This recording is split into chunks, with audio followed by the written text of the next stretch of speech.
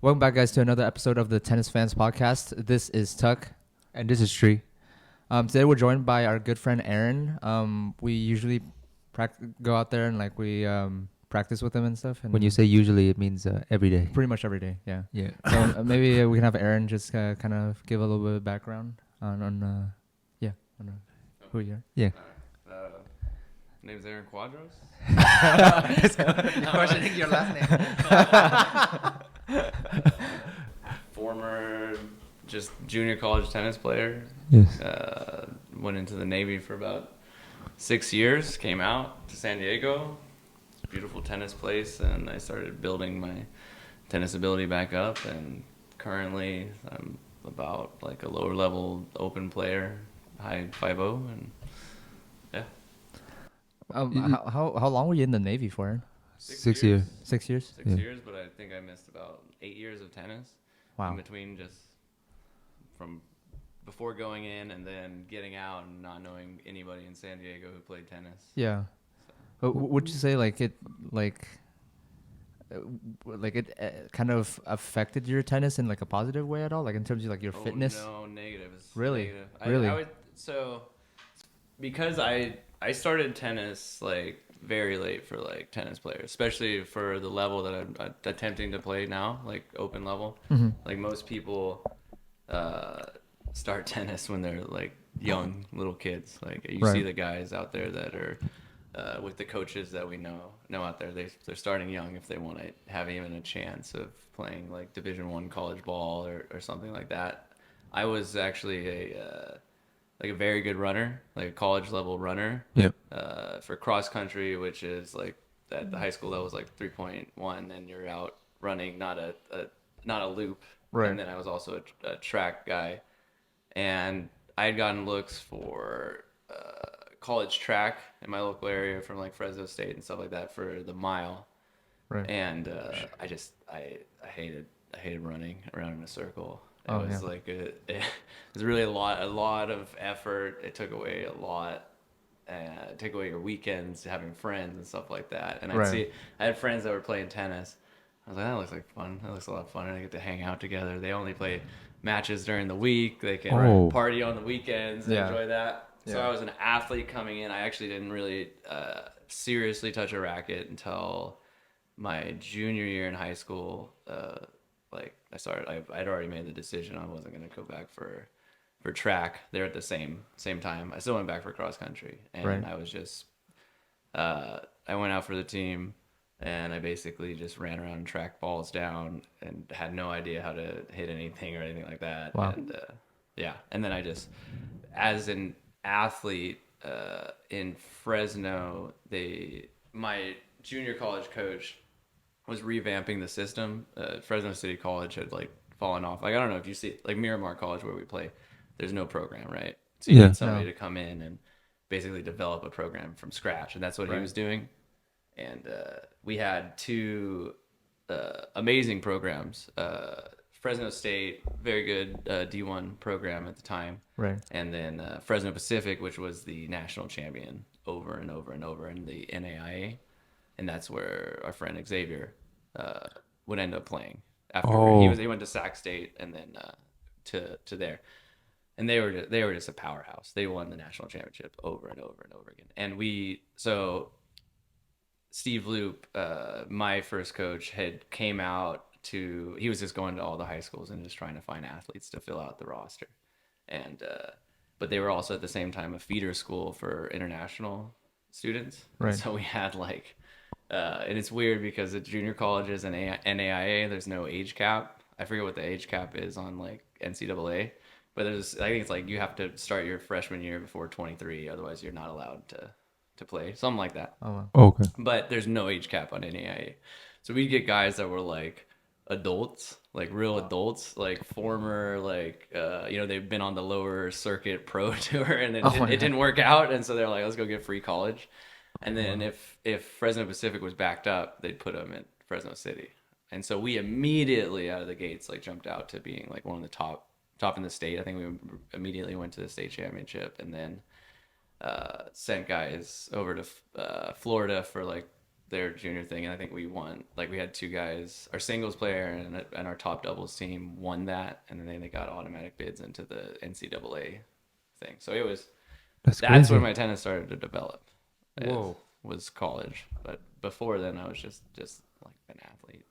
But that's like a pretty short amount of time for you to Wait. develop your tennis. That's kind of crazy. Yeah, I mean, I was very lucky. I had my dad was a minor league baseball player, a college baseball player, and he was willing to just spend the extra time. We knew how to train. I was also a very high level like runner. I knew how to train, and I just spent like all day, every day during the summer, just grinding, practicing.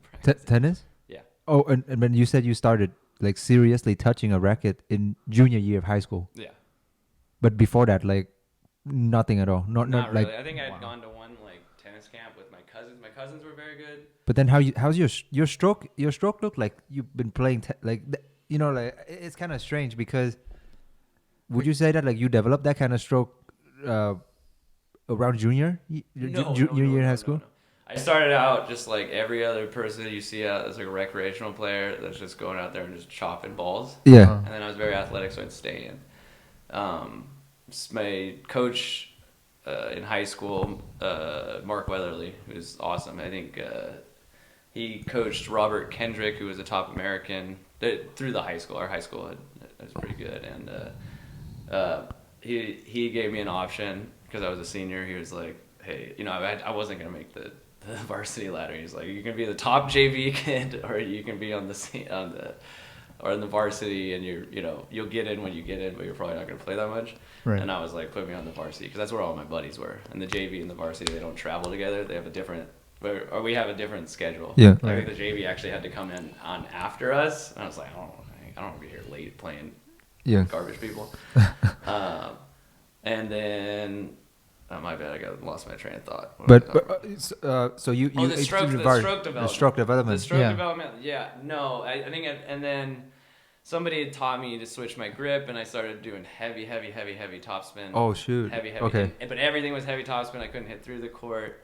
The developing of like whatever game I have now was just, I think most of it, honestly, I developed my second year at the JC. I knew I was not a very good student, so I knew I was going to be there for a little while. So I actually took a year off, and I only practiced with the team.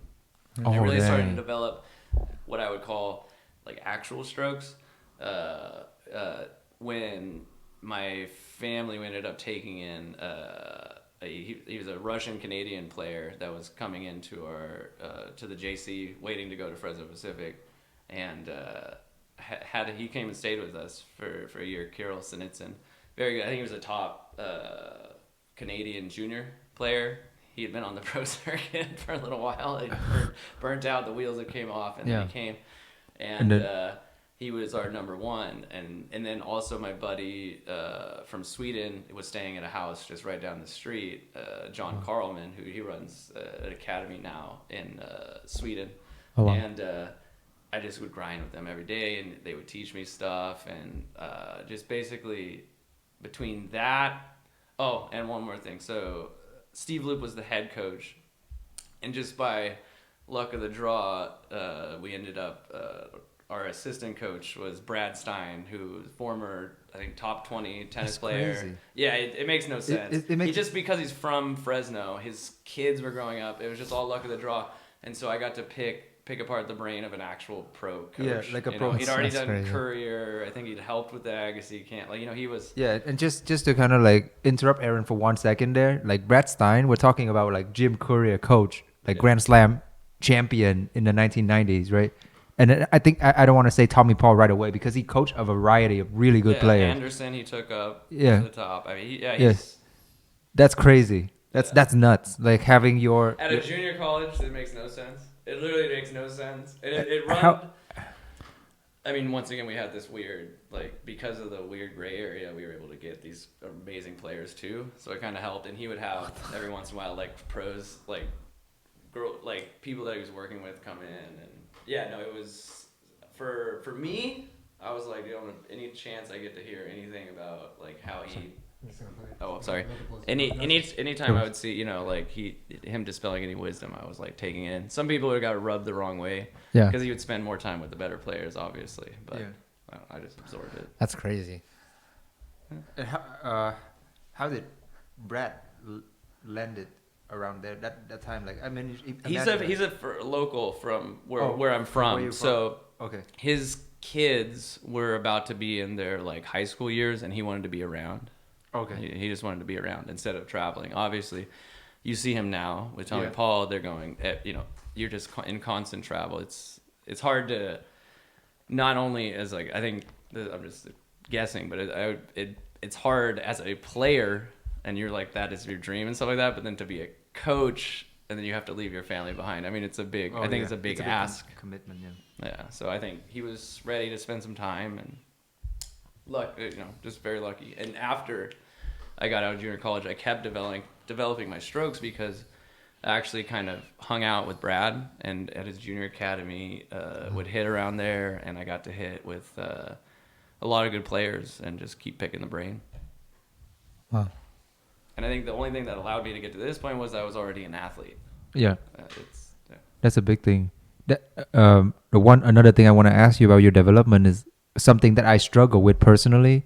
When I started playing tennis seriously when I was like 14 or 15, I would just focus on like stroke, the mechanic side of thing. I never really got taught about footwork, split step, the movement of the feet. It's literally, I'm telling you, if I show you my video of me hitting during the pandemic like 3 years ago, you literally would see no foot movement whatsoever. It's only when our friend Xavier like see me and took hit, and he was like, you guys literally just stand there. You guys are just standing. And then that's when we're like, oh shoot, like we probably should think about like, you know, learn how to like time the split step, like the cross step and everything. Was that, how did you, because I watched you play, right? Like that your footwork is impeccable pretty much. Like I can literally go back to a single moment where I had too much footwork. So some people have like the opposite. They have not enough. They're stuck. They're stationary. They're not even getting the split. I would have too much because I was very fast. Oh, right. And Okay. Kirill, the kid that was living with us, he was like, he slowed me down. He's like, dude, you're moving too much. You need to be more economic with your movement. It was within the junior college days that we were very lucky because I also, when I got out of the Navy, my first like foray back into tennis was actually, I just walked up to the Mesa Junior College coach. I saw there was no trophies in their trophy case, and I was like, I'll just go ask him, does he want help? And I just volunteered, and you know, you get these varying levels of coaches at a junior college and what's going on, and we were just very lucky. We had extreme knowledge there, and Coach Steve Loop, he was a college football player, but you know, he took it up and he really did learn the game and stuff like that. And we focused really hard on that stuff, and it's even harder when you're learning it later than it is like as a junior. Like a junior, I mean, I don't know if you see us. We're always yelling at our juniors. We're like, "Hey, split step, split step." You know, it's the most important step. And when you see tennis on the outside, you're probably like, "Oh, I see all this stuff." Yeah, like, exactly. That's the most important stuff. And you're like, "No, it's all the ground up." Yeah, 100%. Right. And that's a further thing in almost all sports. Is it comes from the ground up. So it's something shared with all sports where you're like hitting stuff or throwing stuff. Yeah. All the energy comes from the ground. So that's another thing where having my father, who had played at that, you know, basically semi-pro level, he knew how to like kind of cultivate some of this stuff, and he learned on his own. Yeah. And I guess I'm just assuming like your footwork just kind of came with like just from like doing like a lot of repetitions and stuff too, right? Maybe. Yeah, a lot of repetitions, drills and whatnot. I think the number one thing that would help, which I see you guys do all the time, which a lot of people avoid, but is the video. Like to actually video yourself and really focus. Like, and I know it's awkward, like nobody wants to like look at themselves, you know, just like you don't want to hear yourself or whatever. But like if just to actually see what's going on, you can be like, oh, I thought when I was splitting my step was like this, but they're way too close together, and I should, you know, have a better base or whatever. Yeah, it's like the cringiest thing to kind of watch yourself, but like I think it's like super necessary to kind of like see what you're doing wrong, because like a lot of the time I would be like, oh, like I feel like I'm bending my knees, but then like I watch the video and it's like I'm barely like it's super straight. I ask my kids all the time. I'm like, dude, exaggerate these motions because when you get into the actual match, you're gonna do like less, and Yeah. I need you to bend. I need you to split. I need you to get a wider base. Yes. But it, when I started playing tennis again in 2020, I watched video of myself, and then I was like, dude, I see all these they look so good when they play, but then I look so clumsy. I don't know what the difference is. And then the difference is the movement, the footwork. They're always I on think top of I think the what thing. really helped too during that time is just like the kind of like the rise of a bunch of like tennis like content creator on YouTube.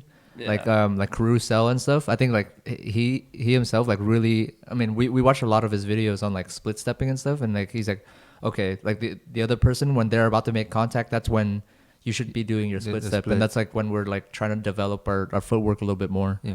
And I think like I mean the split step alone is like, just like probably like the Yeah, he most said important. footwork and split step is non-negotiable. You have to do yeah, it. Yeah. 100%. And then another thing is, which is going into the SoCal Pro Series that we were talking about. Yeah. It's Yeah. not just that split step; it's that first step, which is a big. Oh, thing yes, me yes. And Xavier talked about was Right. just like how fast, and that's where he feels like from not playing so much. He's like that first step is behind, and at these higher levels with the RPMs they're putting on the ball, how well they're striking the ball. If you're just like slightly behind, you know, you end up just not ever being able to set up and fully club the ball, or the ball is like by you, and that's like where you see these like levels and levels and levels. It's just how fast they get that first step into the spot where they want to be to hit the ball they want to hit, you know, versus like, you know, you keep dropping down a level and Yes. it's just like you're just slightly behind, and this game's so hard. It's like if you're just slightly behind, you're Yes. like you're screwed. Like I know like I mean X is not here to kind of like talk about it, but I'm just kind of curious because I know like he hasn't been very confident in his like sort of play, like even though he's like I mean according to us he's still like super good, but according to his standards, obviously like to his standards it's not as good as what he used to play at. So like I was just kind of wondering like your thoughts on like maybe like possibly like the reason why. Maybe we can have him on at some point and like talk about it himself, but like what do you think, like what's going on with like Xavier and I always thought that as a higher level recreational player, I really benefited from not playing as a junior because I didn't get worn out. I think he played so much high level tennis. It's hard to come down and then have to ask these questions again and be like, you know, what can I do? Can I do it? It's all circulating in your head. He's an ultimate competitor. Anybody who makes it to these levels, that constant grind of the high level college ball, the constant grind post when he's, you know, running around all these tournaments and winning them and whatever, and you kind of get like, you know, it's a high grind, and then you let go and you're kind of just coaching or whatever, but then you still have that competitive itch in the background. right? He just needs I keep telling him just jump in, dude. It doesn't matter. You're gonna lose. It's gonna suck, but then you're gonna learn some things. And I think he just needs to take that one last step and just jump into it. I think, you know, now that he's gonna play a tournament, I think you get open up. I think what it is just so hard to be at this level and then realize that you're probably gonna be down here For a little bit. Yeah. You know, depending on whatever. And you know, we're all aging. Eventually you're gonna start. Eventually that's not gonna be possible. You're only gonna go Right. here or whatever. Right. Yes. You know. Mm. So I think it's more. It's just he wants to be perfect. I mean, Yeah. because he's an ultimate. You gotta understand.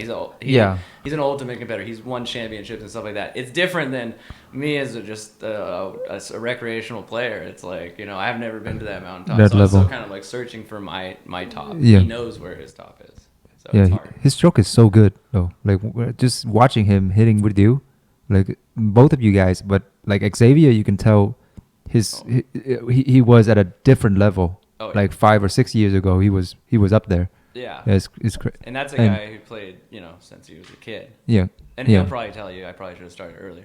Yeah. I bet you, Yeah. he'll tell you, like, Yeah. I probably should have started Yeah, earlier. he definitely holds some like, you know, obviously like high like some standards for himself. So but obviously Yeah. Anybody you find at those levels, you've got to understand, like they hold that standard, Yeah. So, but I think for him is just the realization of the fun of tennis, Right. which is hard. I think that's Yes. what I was more trying to get at with it. Just the constant grind, constant grind, constant grind. You like lose that fun. Yeah. And I remember just even coming out of high school, the guys that were above me, like I ended up staying in like college longer and playing better tennis, and now I ended up being like better than the guys that were like our number ones and stuff like that, because they had been playing since they were kids and they kind of just lost the love of it. Yeah. You know. Right. And then once you go into college, that's when it's like, no, this is like a job. You need to show up. You need to spend this much time. Your summer's gone. You're whatever. You're really great. You have to become athletes. Your talent doesn't matter as much anymore. I mean, your talent's important, but it's all about the hard work. Like, if you don't put in the hard work, you're not gonna freaking make That's it. crazy. And so I'd see like my other buddies they just lost it because they also have the dad sitting there smoking a cigarette on the outside of the thing, Right. making him nervous the whole time and stuff like that. And my dad's like, I don't care. He's not playing baseball, so I'm not gonna be like hard. I'm just enjoying that he's out there playing sports. Yeah. So Yeah. I've benefited from that because I could still, have fun. Have fun and keep keep getting going. better. I can, Right. I'm not gonna. There's burn no out. like Yeah. pressure. That's where we're the same with you as Aaron. Like we didn't like our dad was pretty strict on us. Like we gotta go to school and do all that stuff. At least when I was growing up, and he went through a phase where he just he was frustrated with tennis because his body, he was like we talked about it in our earlier episode. He kind of had like a kid body, but now he grown into an adult body and he really enjoyed the game. So we kind of share in the same similar way with you, is that we didn't really went through that overwhelm experience like those guys did. It must be tough, like those Yeah. Well, look the at these- pressure of like tournaments. Well, and, me and Xavier talk about the pressure of the tournaments, the pressure of the training. yeah, We see these kids, like we get these kids and they're doing like 5 different things, like Yeah. tennis, they're in the robotics club, they have to get all A's. They got like, imagine that, like just year after year, and you're just like, oh, you don't get free time. All right, we're now in the summer, we're gonna put you in summer tennis camp and stuff Yeah. like that. Like it's a huge pressure, but that's the only way to really like honestly like form these amazing tennis players, and they're still like, you talk to like Savvy's dad Hector and stuff like that. It's some of them, even though they're doing it, they're still not gonna make it Right. past like college ball or something like that. But I kind of want to bring it back to one thing that I don't know why this pops into my mind. This person popped into my mind when you talked about Xavier went through that high level and then he dipped down, and then it's kind of hard for him to kind of accept the fact that he needs to be down here a little bit to gain back that level. The first person that comes into my mind that deal with that pretty well right now is Andy Murray. yeah. So you see, like Murray was winning slam left and right. He was up there, and then that injury kind of got him. And you saw that documentary on Amazon Prime, right? It's a great documentary, man. I used to dislike the guy, to be honest with you, like back in the day, because I don't know. Yeah, he's got a kind of a, he's like- always Like but then now, like seeing that, and then he actually just won his a challenger. I saw that. Yeah, in On Surbiton grass, right? on grass. Yeah, and he's like, That's a guy who wants to be out there. yeah, like I don't know if like I think he actually like enjoyed the game, even though he knows, I don't know if he's gonna get back Yeah. up there, right? But I think he's like knowing that the rope up there takes for him to be down here, because you're saying like he needs to be down here to get back up, and he's going through that grind and he's willing to suffer Oh my god. through that, right? Exactly. And everybody else, if you listen, like I talked to like a lot of guys on my like 5-0 squad or whatever, and they're like, why is he doing it? Blah blah blah. Yeah, yeah. Like, you guys don't get it. He was a champion. He was the number 1 player in the world. He's won slams.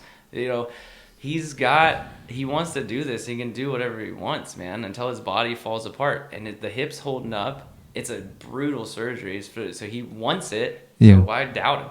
I always like, why doubt the champions? Yeah. Like, don't doubt the champions, because they've done something that you'll never ever do. Even the top players on the tour will never ever rise to the height of Andy Murray. You Yeah. know what I mean? Yeah. So it's like, And yeah. he got over that mental thing that we were just talking about. Is like, I think he knows that he got to work his way back up.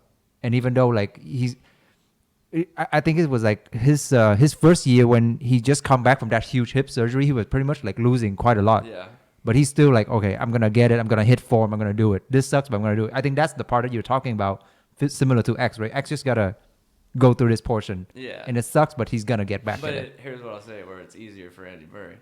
Andy Murray is rich. Oh, yeah. He's got a team behind him who's going to pay, make sure Yeah. he's going to have everything taken care of from. This is where I really, I really give kudos to Sabby and her dad. They're grinding and trying to make the dream happen. You Yeah. know how hard that is, man. That's so hard to take care of everything. That lower level of professional tennis is such a slog, and it's all on you. And you also got to go out there and teach tennis. You know what I mean? Yeah. Like, you got to do this crazy balancing act. And so for X, it's like, this is how I make my income is teaching. That's more hours standing on your feet.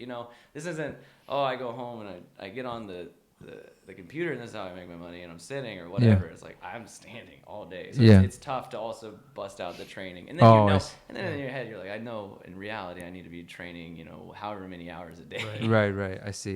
No, that makes sense. I mean, I don't know if this is like, if this is kind of like in the same ballpark, but like, do you think that's also kind of like how Chris is?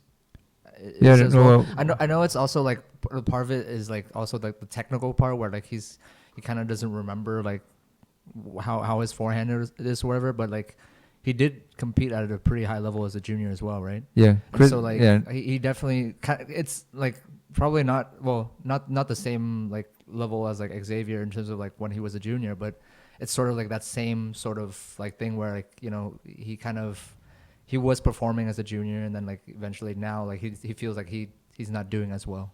Yeah, Chris just got burned out pretty much. The same thing as what everyone's talking about. He just doesn't want to be in the sun every single tournament because all tournament. He told us that all junior tournament he play is like mid-noon, and he was just kind of tired of just going to tournament, traveling, and he just got burned out. Yeah, I mean, I can see it. Yeah. I can see it, and then like you once you can talk to like X and other people who are like coaching these juniors, like you see it. It'd be like at the end of the day, it's got to be like fun for the juniors, and if it's not fun, dude, they're gonna wait for the first exit door. As soon as they see it, they're gonna bail. So if that's like, I saw some of my buddies were very good tennis players, and then it's like, they get offers to college, and they're like, no, I'm good. Yeah. I'm just gonna go to college. Oh, wow. You know what I mean? Yeah. They're just like done because it's too much. Especially if you got a parent that's overbearing, Right. and which I've had. You're just like, in your head you want to be like, hey, you gotta go. You can't be here while they're training because you're making everything harder for them. Like you see it. Right. Like it'll be fine. It'll be like for the first 30 minutes the parent's not there or whatever. They're grinding. They're having fun. They're working hard, and then the parent gets there, and then you can feel it. Everything changes. Oh. Or I've gone to like watch tournaments with it, and you can just but Yeah, it's a lot of pressure It's hard. on that as well. Oh, we kind of briefly mentioned Sabby and Hector, but yeah, we're pretty fortunate to be able to get to know her as well because she actually like a traveling pro on the circuit with her dad. Her dad gave us a lot of feedback on our stroke and our training program and everything like that. So something we've talked about, like just in the San Diego area. It's like we've always like the dream is to like take over like a club or something like that. Yeah. And there's a bunch of like youthful blood, and there's no, there's so much value in somebody like a coach that was a former pro, but there's also a lot of value, especially if you're trying to create, at least this is my opinion, but like players to play in the current crop of college and high level tennis. Like if you are also in there working on things and you're hitting, like that's part of the reason I still really want to play tournaments and stuff like that, is because I run into college players and I can kind of see, and then I can kind of like map out what I need to do for these kids to let them know this is what's coming. it's coming. You'll see Xavier all the time when the kids are kind of being like lazy or whatever. Like you get up, dude. You're gonna have to be out for 3 hours in the sun at noon in the summer. Right. Like you're gonna have to do this. We need to develop your athletes. This isn't old school tennis. The athleticism just keeps getting hard. Higher and tough. higher and It's really higher. tough. So it's like we got to go to the grind. And if you're in it like Sabby, you know exactly what these whatever girl they're teaching, you know exactly what they need to do because she's having to make those adjustments as opposed to like an old coach who's not really paying attention. You have to, not that it can't happen if they're really paying attention to the tour and stuff like that and the college ball, Right. then they can impart it. But if they get lazy and I already know everything, because I've had coaches like that, and it's just Are most of your kids, Aaron and Xavier kids, their primary thing are tennis, or are they like training outside of like learning with you as well, or they're just kind of like oh, I'm doing like you mentioned 5 different things. I'm doing swimming, I'm doing piano, I'm doing Yeah. robotic class. They're, or, yeah. I think they're pretty. Yeah, the Asian kids, they're doing like 20 different things, and I don't Yeah. know wow. the purpose. Actually, with most of the kids that we have, I mean, I have a couple that are that the parents have been like, yeah, that this is the way that they get into college. Oh, I is see. to I grind see. this as well as everything else to have this package that looks great for a college. Yeah. And Yeah, because I know I talked to X, and like a lot of the kids that he like teaches like are like he's kind of like, oh, like they don't really even compete like outside of like, you know, just him teaching them. yeah. So that's kind of Oh, I like the, see. kind of the So frustrating none part of it the too. kids are like Sabby's girls. They're because that Sabby girls, they're like. Oh, I know those girls like compete and stuff. Oh, okay. Yeah. I mean, okay. but X has got some. I mean, there's some, and then you, as a coach, you're like constantly promoting that. Like Oh, they okay. do need to be out there. They need to Yeah. go play. You're just gonna train. Yeah. But and then everyone is a little different too. Sometimes they're not ready, you know, or they're working on something that's big. Like if you make a forehand grip change, like all right, we're not playing tournaments right now, right? You need to Yeah. take the next however many months until this thing is on before you go step in. So it's different. It's different. Yeah. But I mean, sometimes I've had students. It's just I think the parents like Yeah. they like their kid Oh, I doing see. something active, and which is Yeah. also Yeah. totally fine. Those Yeah. kids just have more fun. Like Right, I right. the kids I have out on Monday. There's Yeah. a lot. I mean, there's because there's 4 of them, but like you know, the little dude Gavin, like his mom played at San Diego State. She Yeah. knows really good tennis, but she's like, I don't care, you know, as long as he's having fun, he's Yeah. doing something athletic, and he's Yeah. he's just out there having fun, man. Right. So, Yeah. No, that's good. That's good. I think that's like the most important part.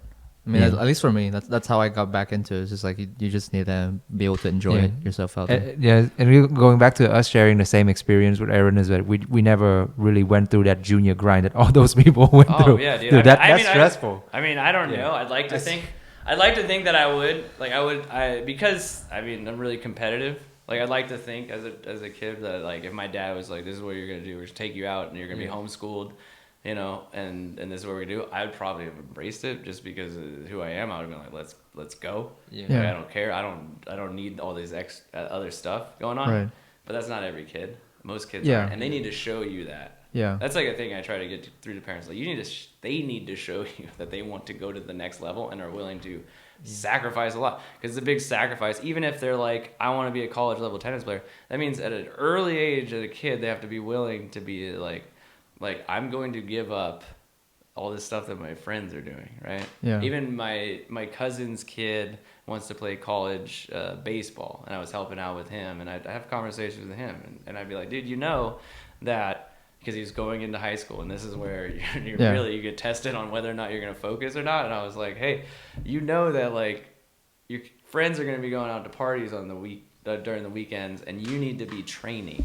Like you can't Yeah. do this stuff if you want to do this and then it's very specific. You're short and you want to play baseball. They're all large dudes, so guess what? You got to put out that much more effort and stuff like that. Are you willing to do this? And letting them know. I think you could bring up like a really good point because like in that everybody's kind of like different and like they react to certain things like very differently. Like obviously with like your personality and like being very competitive and stuff, if you put into like a situation where your dad's like more kind of like in a way kind of like pressuring you to like go into like competitive tennis or something at like a really young age, like you'd react to it differently as opposed to like some other kid that's like, oh shoot, now I'm gonna get really burnt out after like a while and like I'm not gonna play tennis anymore type of thing, right? Well, I had the opposite. I had that reaction to baseball. Like I was Okay. like, I don't want to get. It was just we were just automatic. We just went into baseball. It was Right. like little league and everything, and I was like. I was a little man. I was scared of that ball. I got hit in the face like by a line drive comebacker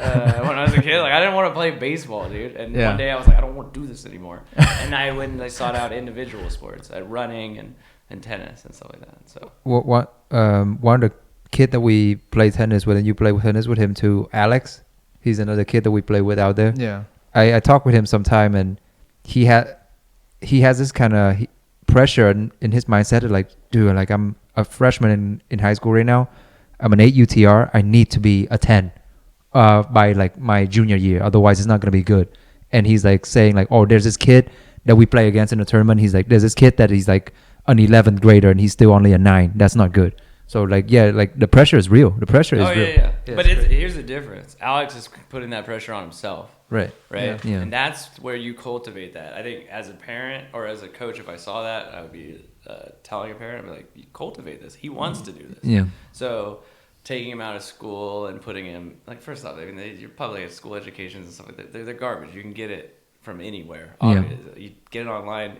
Have a parent that's devoted to it or whatever. Hire somebody if you got money. Obviously, they have like they're not in a sport where they're struggling, and his dad is always around. Yeah. Embrace that, and let them, hope to rein them in. He goes, they're gonna go off the rails a little bit. They're kids. But, Right. But he's the perfect example of like, yeah, go ahead, let's roll it, let's go, let's push, all right, and then you hold him accountable and stuff like that, and 100%, at minimum, he should play college ball somewhere, like D1 or something like that. I could see that easily. Yeah. Definitely. I think he's like what, like 14, 15 right now? Yeah, he's 15. But at the 14, same time, 15. if you got a kid that's his age, that's a 10 or 11 UTR and just hates it, Yeah, that's the then difference. back off. They have to find it. If they don't find it on their own, then you're gonna have like mental issues later on, dude. It's gonna be rough. So it doesn't matter how good they are. It's like if they can't find any like self-drive in it, it's gonna be bad. It's gonna be friction. It's crazy that we talked about this. It's just because people experience in life and in tennis in general is so different. It's so different. Their path and everything. Yeah. It's strange. Yeah. And tennis is a funny one. It's like it attracts so much recreational play. Yeah. I don't think it's the same. Because you can have this constant feel of like leveling up. Whenever you start, you can start. I'm a 40-year-old who started. You can start leveling up. Yeah. But like I don't know if it works for the same thing for like recreational soccer, recreational base or softball or whatever like that. It's kind of weird. And so you do meet like a lot of different people from a lot of different backgrounds. Yeah. And there's a lot of different paths to this. Good stuff. Yeah, I mean, maybe like we can kind of go into like a little bit about like the actual, maybe a little bit like the competing part of it, like the mindset, because like you've competed like a lot more, like obviously a lot more than us. So like, I was just maybe wondering like, sort of like your mindset going into like each match or something. Because then like what sort of things are you like kind of looking for? Like what's kind of like your step-by-step like procedure to kind of like win, like that's the objective obviously. Like how does your mindset work in terms of a match? I think first you take care of like whatever you can, right? So if I'm leading into the tournament, I'm like something's off of my forehand or whatever. It's the day before going out and try to hit until I find that. But I think you'll see that with the pros and anybody, like they're trying to like make minute adjustments, right? And then as far as control what you can control, right? 100%, and then you'll have to react no matter what to them. If you can get information on them, which you can now, like with you can get a lot of information more than back in the day. If you can get information, get it, but otherwise you're gonna have to take that intel in from that 5-minute warm up. You're gonna have to just be observant while taking care of your stuff. Right. Be observant of what you can like possibly attack right away and come up with a game plan. You got your patterns, right? But you run into a lefty, all of a sudden all your patterns are thrown out. Do you have something else to go on? And also, the biggest thing I think I've realized from like watching the pros over and over again is to not get upset and just kind of like, it's really hard. But to just kind of like take a breath and just move forward to the next game. Even if you get blanked like 0-6 in a set, you have a new set coming up and everything can change. Right. And so to beforehand already go over with myself, like this game is so mental and it makes you want to explode, and you're going to mess up, you're going to miss a bunch of shots, whatever, but just be like cool with it and move on and then try to fix it and stuff like that. And then the biggest one is, I think, like for me personally, is when I'm up, is to finish. To finish the thing. Like something happens if I go up 3-0 and then there's that alleviation of pressure, and then all of a sudden now they crawl back in. It's to finish matches. Like when you have an opportunity, crush them, get them off the court. Right. Especially in the tournament play, because summer tournament. A tournament in the summer in San Diego is going to be humid, and you need to get off the court as fast as possible because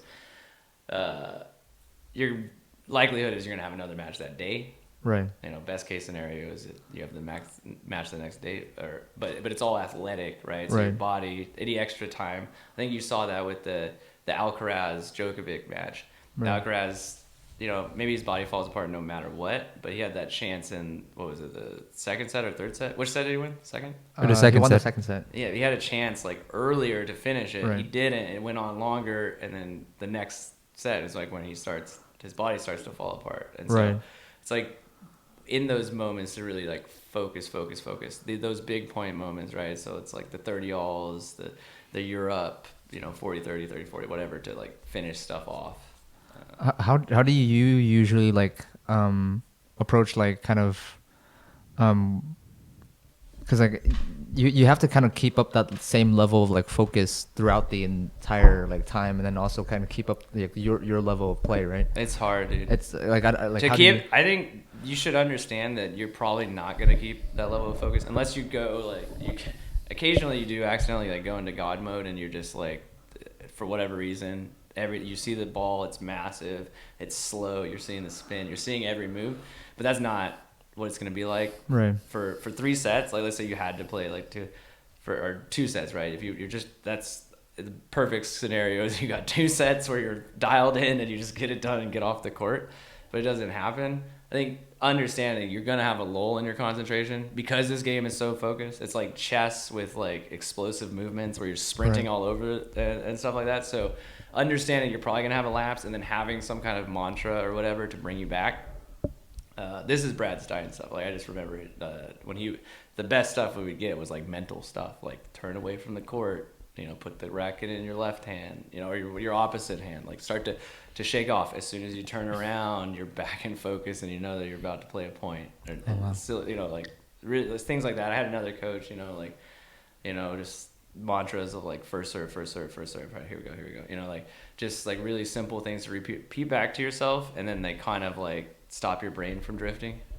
You know what I mean? It's just like because your brain starts to drift, and you're like, oh man, I can't believe I missed that volley, and now, but you're already playing the point. And why are you thinking about that volley? That's in the past. Like keep moving forward, but it happens. Like I think no matter what, it so happens. kind of having like little tiny steps that you kind of follow, so then you can kind of keep focus on those in a way. Yeah, I just call it mantra or whatever. Yeah. You know, first serve, let's go. Here we go. This point. First to 30. That was another one I think that came. I learned it like later on from hearing an interview from Brad about what they were working with Tommy, which was like instead of trying to win, like I need to win all the points. Right. I just need to be the first to get to 30. So it doesn't matter if it's 5 love 5 whatever. I'm trying to be the first to 30. That's the first benchmark, and then, you know, so you break down and compartmentalize the game and make it. You only got to focus on one thing.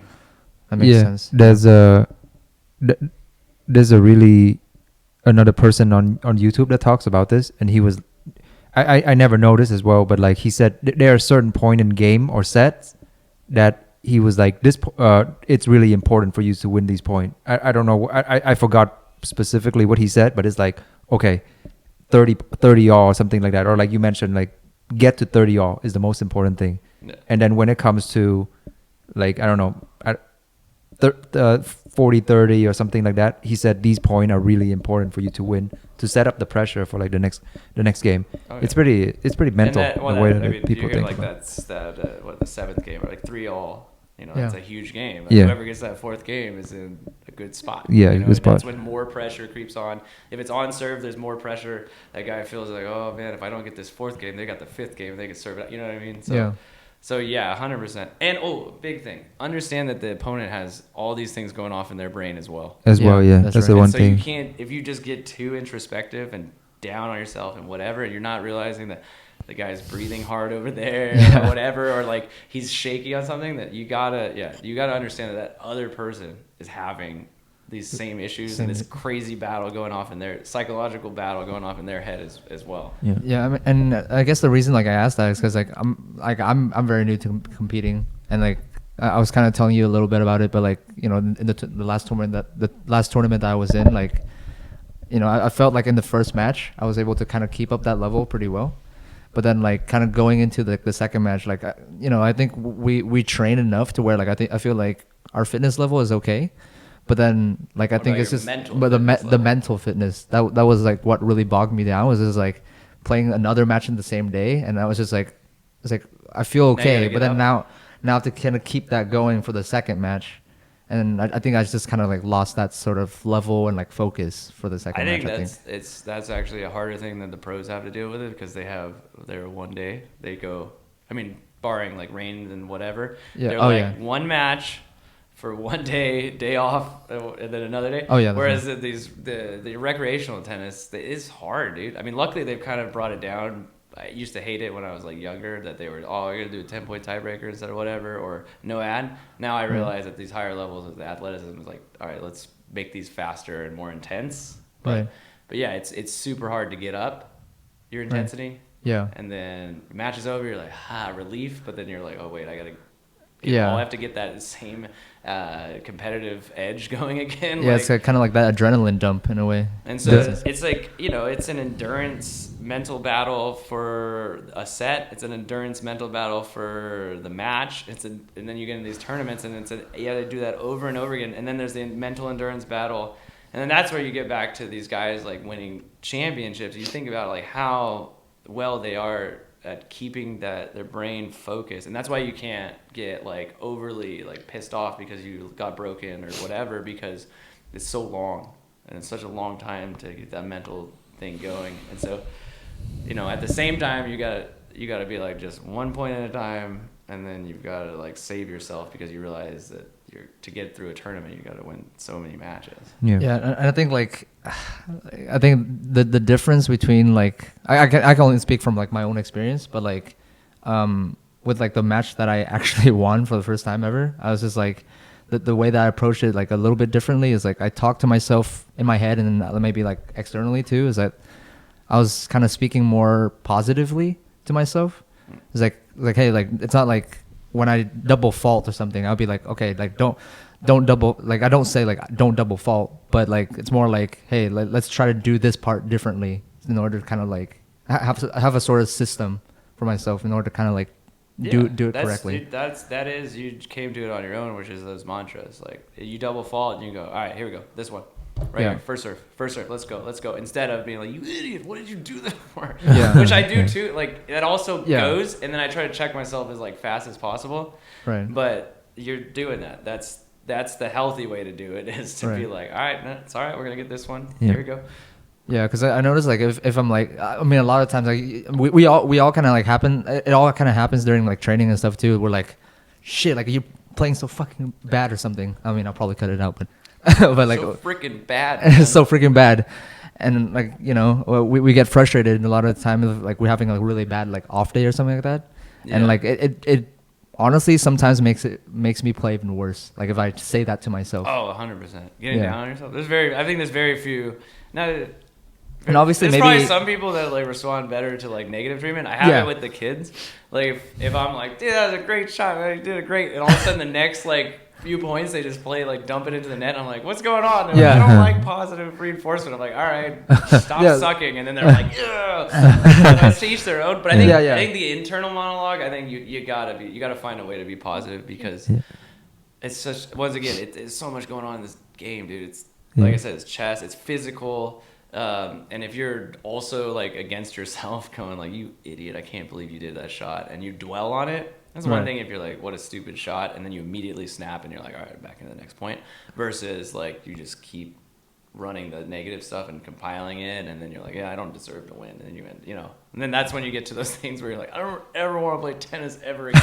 Yes. Which Just like- we've all And, done. Which we've literally all done. You've been there on a day, Yeah. and it was just practice. You weren't even playing in a tournament or anything like that. No, I'll Yeah. never do this again. I mean, there's like a handful of times where I'm like, Aaron, I'm gonna quit tennis today. Like I'm not gonna come back tomorrow. And it's funny. We still crawling. It's funny, even the pro do that. There's a video of tennis Sangren just literally scream, "I hate the sport." Yeah. What's his face? Bublik. Bublik Oh, was yeah. like, dude, he was on like a crazy slide where he hadn't won a match in forever, and he's like, and they interviewed him during that time, which is like, I think it's messed up, and he's like, yeah, I hate tennis, I never want to, blah blah blah. Then he gets a win, and he's all of a sudden like pumped up, and he loves tennis again, because that's Yeah. how like psychologically damaging this sport can be. Yeah. It's like when it's going bad, you're like, this is the worst thing ever, and when it's going good, it's the highest high that you can ever feel. Yeah. Oh, shoot, what the hell? Like the camera's off. There was a, yeah, I was gonna say like, and he can fix it, but it's such a momentum kind of game because you were talking about it closing people out. Sometimes like you play well and there's moment when you get up because I play against Alex. I think last year in a set, well now he's probably gotten a lot better, but I was up like 5-4, and I was like, and I was playing really well. I was playing out of my mind, ripping backhand winner, and then I was like, whoa, like this is incredible. Like I'm playing super well, and then I'm gonna just carry this momentum and just close it out 5-4, 40 love, and then I lost the set 5-7. It's just like it's weird. Sometimes like the momentum of it, and that's what you gotta learn. Just in general, it's just like how do you hold on to that momentum and not let any doubt creeps into your mind of like, oh, I'm playing so well. Is there any That's a chance that problem. there any chance that this level could go away within the next 5 minutes? Oh, yeah. I gotta like The level grab could go hold- away, or yeah, and then one bad shot, one bad shot, yeah, I and I'm don't like, trust anything. yeah, and then like 40 love, and then I dump a backhand. I'm like, oh, there it is, and then I'm like, and then The thing I say in those situations, because that is it, once you're closing those out, is I'm not understanding. If you watch also in the pros, a lot of times, even when a guy's getting like beat like pretty bad and he's about to lose a set, all of a sudden they manufacture their best fight.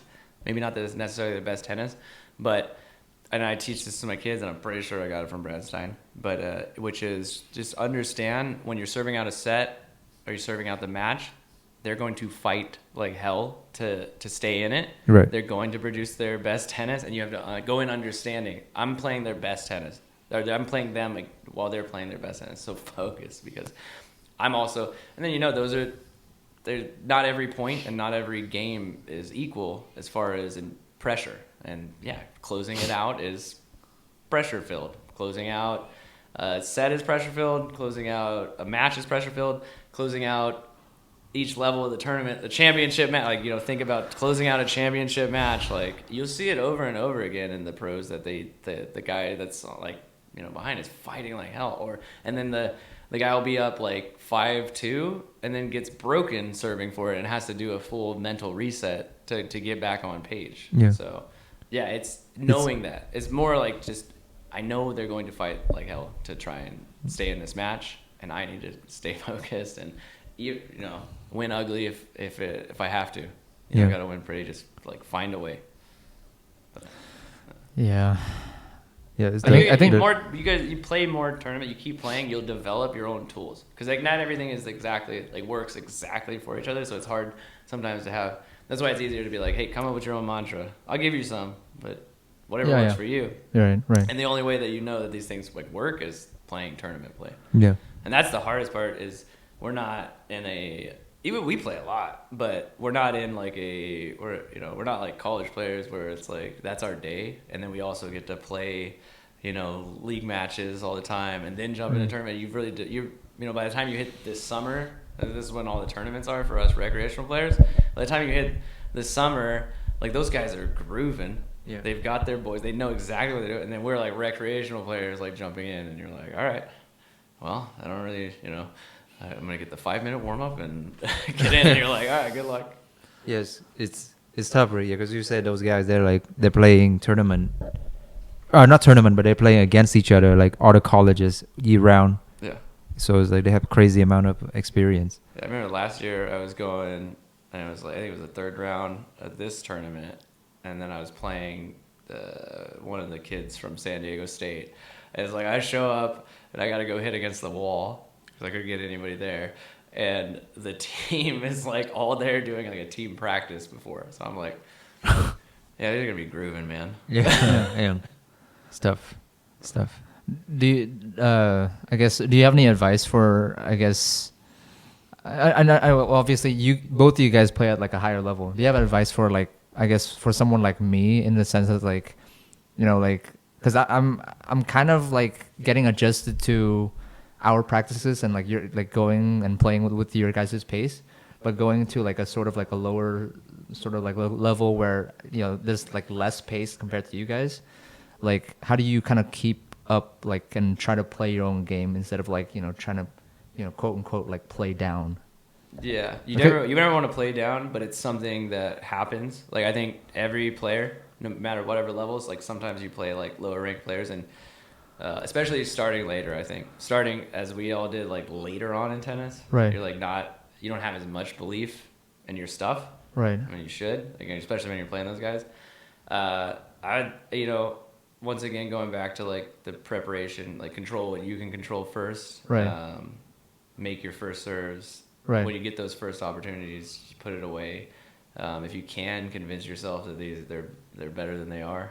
You know Right. what I mean? Like Right. to try to play a better player so that you're going after it and being offensive. If you're more offensive, you'll gain more confidence in your offense as you get better, and you will build, and then you will smoke them. Right. But if you allow yourself to step back and you start Right. getting in longer extended rallies, then you're gonna get annoyed and I should be beating this player, like that type of like stuff, which is super negative and is not gonna help. So I think being more confident, practicing more the situations of your offensive balls, the balls to finish points, those Right. balls in the middle of the court that you're gonna get from a lower level player, and putting him away. Right. Like, and I noticed like obviously like I don't really like have any sort of like ego going into those sort of matches where I'm like, oh, like I'm definitely better than these people, but it's like, but I do go into like the mode of like, it's like, oh, I want to win this match, so like I don't have any problems with trying to like play a little bit more ugly in order to win, but it's just like it's not like what I would like to play with like my usual sort of game, like it's Yeah. and maybe like that comes with like sort of like drilling and like just kind of getting used to those balls a little bit more, but like I would challenge you to think about, because you're gonna play a bunch of tournaments this summer, right? yeah I would challenge you to try and remember how you felt and how you played at the first tournament this year yeah and the third and fourth, because you're gonna find that you actually find it in the tournaments. You find that because now don't get me wrong, you need to drill. You Yeah. need to have just fun days where we're just grinding and hitting balls, but nothing replaces the tournament play. Like nothing Right. replaces those actual. That's where you learn where your faults are, where your issues are, and where you also, more importantly, gain confidence. right You gain confidence from doing things and Right. executing them, and then working out. And you go, oh, okay, I can do this. And then the next match you play, you'll do it better and faster and stuff like that. So I would challenge you to be like, try to remember how you felt and all that, and then 3-4 tournaments or matches in general. Because within a tournament, you start to get more. The first match of a tournament, it's the worst self. It's usually your worst self. You're like, you're Right. not flowing. And then maybe, hopefully, you find that flow in that match. But the second match, you'll find you'll get to that flow better. The only problem is the competition gets better every level, so you have Yeah. to be ready to go. right But yeah, as far as advice on that, being more offensive, Be more offensive. finding it for your level too, it's finishing the balls from the middle of the court. The Right. balls that are supposed to be finished is finishing Right. them, not allowing that player to have another chance. Right. Yeah. Yeah, because I played that tournament a few weeks ago against like a pretty, like you play him before too. His ball is pretty nasty in terms of like It's not annoying. it's annoying. It's hard to attack. And me and him, we kind of talk about like the strategy of playing like those kind of people, and it actually worked. For me personally, I just like we talked about it. Like you have the fitness. Like for those folks, they're just pushing the ball back into play. They're hoping for you to make a mistake, but like we are there all day grinding, like burying our legs to the ground, pretty much like wear the crap out of them. So we have the advantage in terms of like the fitness level. So in those situations, like you mentioned, we don't have the shot like a lot of the time to like, at least for me, I don't have the shot of like whipping a forehand into the corner, going up and smashing the ball away for winner. Those one like should be straight up 6-0, 6-0. But I don't have that shot. So most of the time, like you just gotta stay back, be patient, hit a deep ball. And if there's a short ball, just come up and just try to make him run and then make him make a mistake. Yeah. That's how I was able to like kind of grind through that match. You have to give credit to these guys that can get the ball back every time. Yeah. And if you talk to Sabby and Xavier, at the end of the day, you got to get the ball back more than the other person, Yeah. and that's really like the basis of their game is they don't miss. Yeah. And if you don't miss, then you got to get a grind more with that. Yeah. If your fitness is there's all these different, like you're making your role playing character as a tennis player. There's all these different things, right? Yeah. And you suffer in other areas when you go too hard and whatever. Yeah. And base of fitness is going to get you through a lot of stuff. Yeah. And then it's easy enough for you to decide what you need. From playing that match, you're probably like, oh, okay, so if I get more confident in a short ball to approach and I believe in my first volley, like I work that, then I'm probably going to get through this 0-0, like you said. Yeah. And so you just use, you get to learn some stuff. Yeah. And you'll see, there's probably a million videos on YouTube about like how to beat the pusher. The moon baller. Because Yeah. they're legitimately annoying. It's Yes, tough. but- They don't give you, if they're good at it, they don't give you easy balls to attack. So Thing is, once you figure out and you actually beat them, you know that these type of player does come up a lot, and you know the exact strategy that you go to. It's about a conversation of like you getting these match, you level up. Now I know how to play those kind of player. You put it in your toolbox, and when you develop, you just bring it out again. Yeah, and play and them. I know like a lot of people online, like they're always like, it's like, oh, like those people shouldn't be playing like that. That's not real tennis or whatever. But like if you're not able to beat those type of players, that's just like a part of your game that you just don't have, right? Yes, and then another thing, kind of want to from my end, I wrapped it up on my end. Is a lot of the video online is saying like, oh, for moonballer, you gotta hit a deep ball, and then you gotta try to drop shot them so that they go into the net. But what if you don't have those tools? Exactly. Like you're not everybody is the same. You're not like a player who's like having those shot immediately, and then you can just draw them in, right? And so then you got to figure out a way to play them. And then I'd say for the What you have. recre, that's great for the college player who's gonna get a lot of time to go grind. But for a recreational player, that's not. That's tough advice because they're like, all right, well now I gotta pay a pro to teach me how to hit drop shot. It's not an easy shot to just. You don't just go and I got a drop shot now. Like that takes time, and for recreational players, that's really hard advice to take because you're like, I have what I have. I show up on my rec league, and I keep running to the same guy and whatever. So it's Yeah.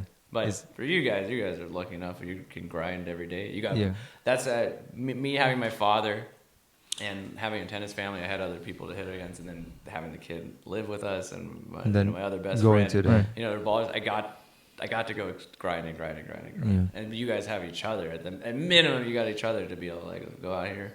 Basket of balls. What do we need to work on? Something pisses you off after the tournament. Go work on it. Yeah. Well, I think we both can still get to that level. I think by this time next year, once we develop better serve to like play sets, and I think just continue to like grind out set, grind out match, we'll probably be even in a stronger position this time next year. You guys' height is very for recreational players. Yeah. Usually recreational players are like top out at 4 or 5 because they don't have time, right? I mean that's great. That means you're playing fun tennis. Yeah. At 4 or 5 level, you're playing fun tennis. Doubles, singles. You're actually developing your own stroke and blah blah blah. But you guys are athletic enough. You're willing to spend the time. Yeah, the sky's the limit as hard as you guys want to go. And like I said, we're super fortunate to like go to Miramar, have X, and then have Hector and Sabi there sometime. Yeah. Like just giving us tips. Yeah, it's. And go ahead. No, I say like it's kind of like not to your extent, but like kind of where you were when you were at Fresno. Yeah, it was very lucky. You're very lucky to actually just kind of end up in an area that's not really like supposed to be like high level tennis, but there just happens to be people there that are high level tennis, and so you're like, wow, I could get, and you meet for more people. Have you noticed that? Whoa, what the? It's the Lord. More people have like gravitated towards it because they see us, and then they're like a high level player, and they're like, well. Because that's kind of like the first time I think I actually asked Ferdy, because you guys were all on a court and there was a bunch of people playing. I was like, that tennis is pretty good, and I had been coaching the city thing, and I asked him, I was like, oh, are you guys like because I didn't know that Miramar hadn't had a team in forever. Like, you guys Miramar's and he's like, no, I'm just playing for fun. And I was like, okay, and didn't think about it, and then I forget when we finally like linked up and actually was like, hey, let's play. Yeah, I think that, we keep mentioning this over and over again, but like I think that's like the really really cool part about tennis is like we just go out there and like we just meet like each other, like meet so many like good people of like all different levels, and like we just kind of like learn off of each other in a way, Yeah. kind of just absorbing everything. Yeah. And I feel like we're pretty like fortunate to kind of just like meet you and like obviously like everybody else out there, which is really really amazing. Yeah, I mean, it's another community. Like I remember that from like being a kid and like coming up, and it could be a good, a good community. You're doing healthy things for your fun extracurriculars, and you're still developing something. It's something I always loved from martial arts, which is like something that's constant. Right. You're constantly developing these skills and stuff like that, so you get personal growth Right. and stuff like that. It's not just a video game. Right. Not that video games aren't fun, but it's like you really get when you finally do something like that you want to do, like you drop a bomb ace that you never had, you win the match, whatever. It's like nothing feels better. That's what keeps you coming back. Like you hear golfers always talk about it, or like people that like golf, they hate it. They're doing terrible, and then they strike one ball perfectly, and they're like, I would love this. I'll do it. I'll never stop doing this. Yeah. That's and then we're very lucky. Everybody's a nice person too, so we've got like a nice community of tennis. Yeah. I still think you guys should make a team out of Miramar. A team. Or RPGC. Low like league. Yeah, I mean, how fun would it be to have like the squad, the Monday squad, like like as a hey, let's go head to head with these clubs, go beat them up. Oh yeah, we gotta look into it, like how to do it. But I figured like that would be good. Yeah. The only thing, you need one person who's like down to be a captain. That's the only thing that sucks. Yeah. Like I don't ever want to be the captain, so I just whoever my buddy Eric who asked me to play, I'm like, all right, man, I'll play because he's taking care of everything else. I just got to get there on a Saturday or whatever to play. Oh, Aaron, that guy that came out at one time, Larry, he's pretty good. He was on opposing 5-0 squad. Oh, okay. You play him the next day or something? No, I didn't. Oh, you didn't? But I think he was there our first league match. Yeah. And so he remembered me. Oh, the okay. the radiologist guy. Yeah, too bad he's leaving. Yeah, he's leaving. Oh, yeah. That guy's pretty solid. He's in another team, you said? Like okay. So everybody, that's the beauty of San Diego tennis is like everybody on these 5-0 squads are all former college players. Like every single person is like a former D1 or like a good D2 player. Yeah. And so they're like everybody's a baller, man. He played D3, I remember. Yeah, everybody's really freaking good. And I remember in Fresno, I think I briefly was playing on like 5-0 squads, and it's way smaller. There's way less like talent, and you got a lot of like 4-5s playing up. Here it's like 5-0s, 5-5s. Everybody's grooving, dude. So you can go to any one of our like league matches, and you'll watch some good tennis. Oh dang.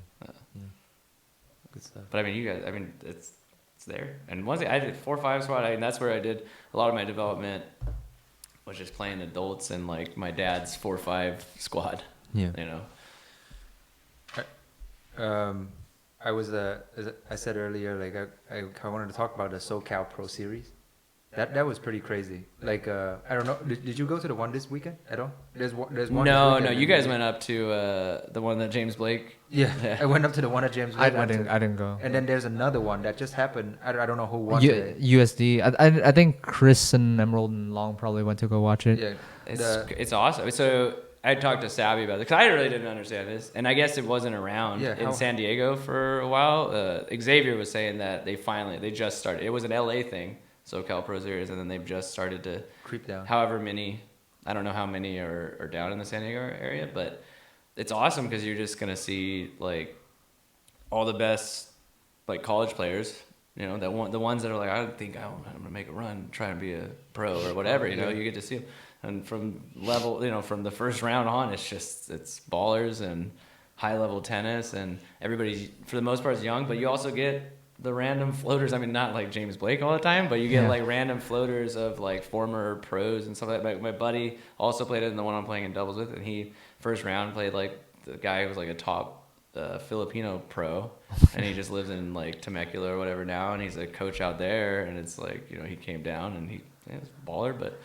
So it's awesome. Yeah, it makes our area get even stronger because you also get juniors. You get like really, really high level juniors testing there. And it's pretty good motivation for like the really top players to go, right? Because like what was it like if you get like the most wins or something out of these tournaments, you get like wild card into the for the qualifying for the Indian Wells. Oh, really? Yeah, didn't know that. I think if you get like if you tally it up and like if they're able to kind of gain like the most points or whatever, then you get into the qualifying for Oh, wow. Indian Wells. So that's like a big push for them Yeah, to no. try to make it. 100%.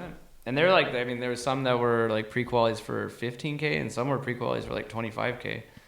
So, I mean, you know, for a college kid who just, you know, is already going to be grinding anyways, go But grind, get a little bit of that also cash. puts into perspective like the levels. It's Yeah, it's I was- really kind of like I literally was, yeah, exactly. I saw it, and you see these college kids like playing against each other, and you're like, wow, their level is extremely high. There, last week I saw Keegan Smith, former UCO player. He's 6'6", Yeah. and he used to be like doubles partner with Maxime Cressy, Oh, the yeah, guy yeah, who's yeah. playing on the tour now and is like win like a few tour level. He's like top 60 in the world or something. Yeah. But Keegan is like amazing.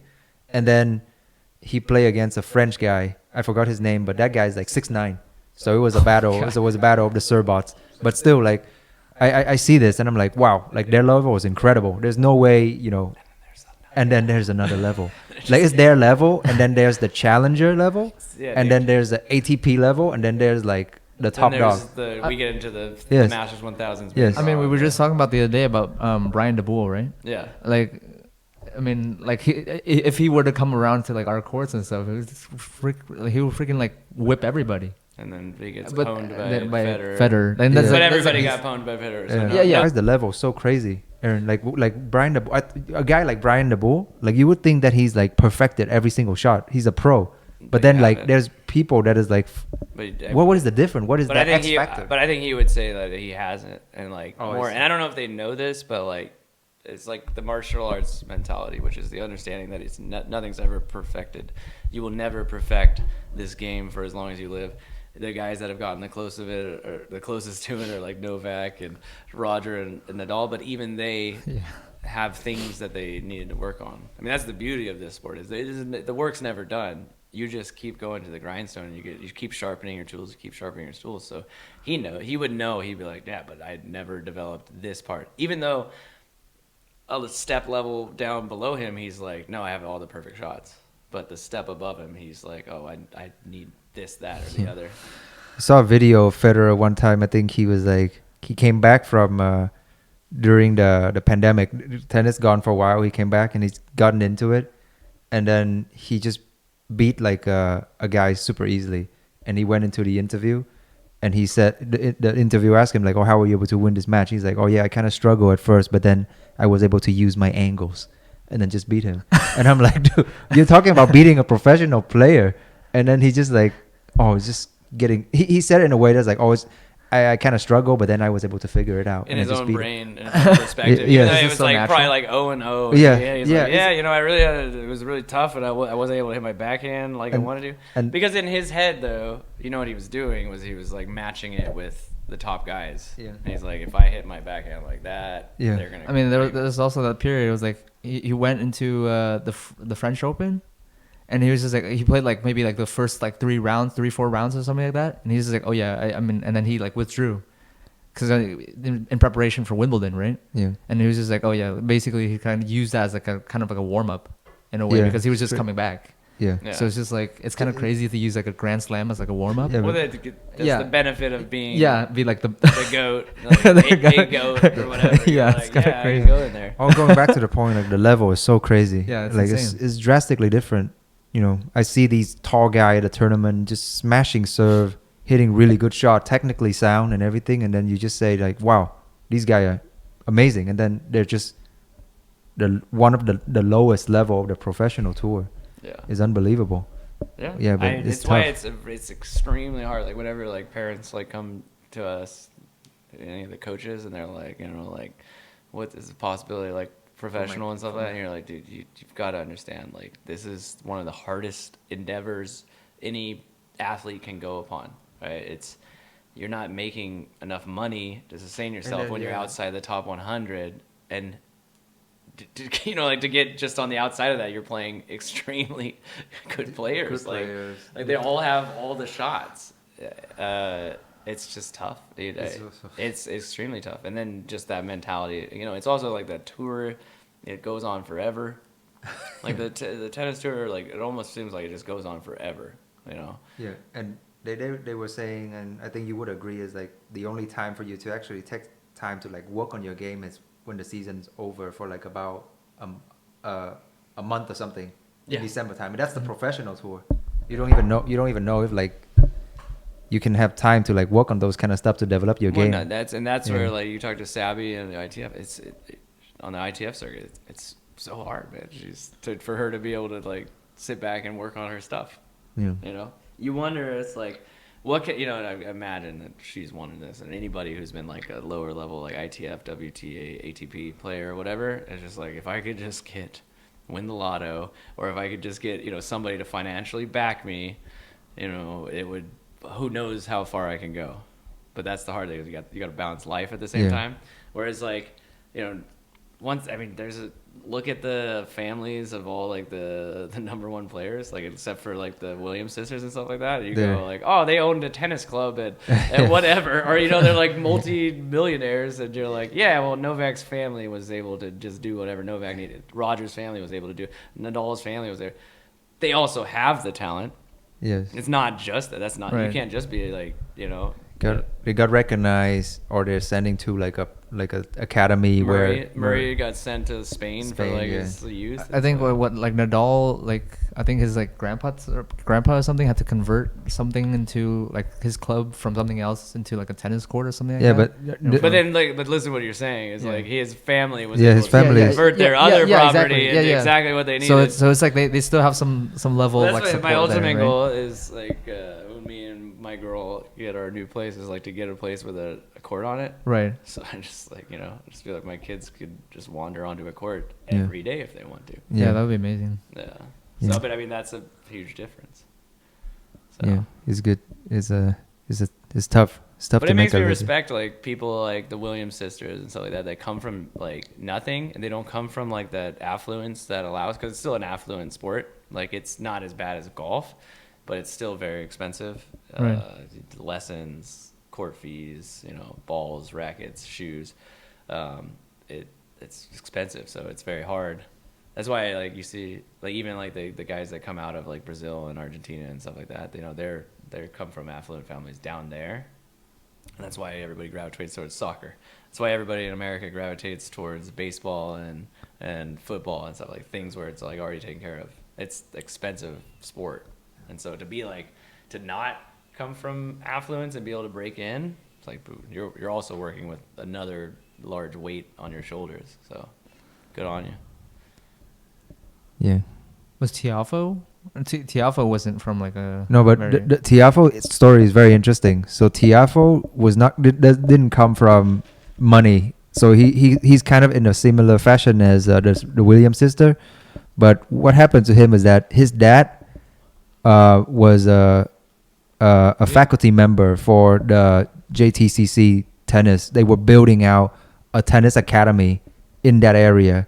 So his dad was working as a faculty member there, and then they actually lived there inside the academy, him and his brother, his twin brother. Oh. So his dad, even though they don't make a lot of money, like they grew up in that club. Yeah. So then they start like, his dad would clean the facility, all that stuff. But then he's like, hey, can my son come and train and live here for free? And then they're like, yeah, you can do this. And then that's why they grew up. And then they grew up there. Yeah, So if you're trying to get into that academy, it's hella expensive. I looked it up. But for Tiafo, he was kind of fortunate on that end that his dad got a gig there. Lucky, and then his kid was talented and driven. Yeah. So that's how he. Luck, talent, and drive. It's all got to like come together. Yeah. So that's how Tiafo. Right time type of thing. Too, Yeah. And then I really respect everybody, because my dad was basically a migrant worker, like a child labor guy from Mexican farm laborers and stuff like that, and he worked his way into being a semi-pro baseball player. So I got a lot of respect for people that are able to come from nothing and make something. And then you always look at people who have like money and they're like lazy, and you're like, come on, man, you got everything.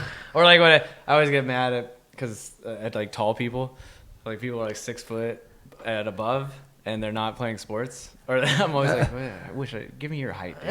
If I was 6 foot tall, I'd be a professional something, dude. Yeah.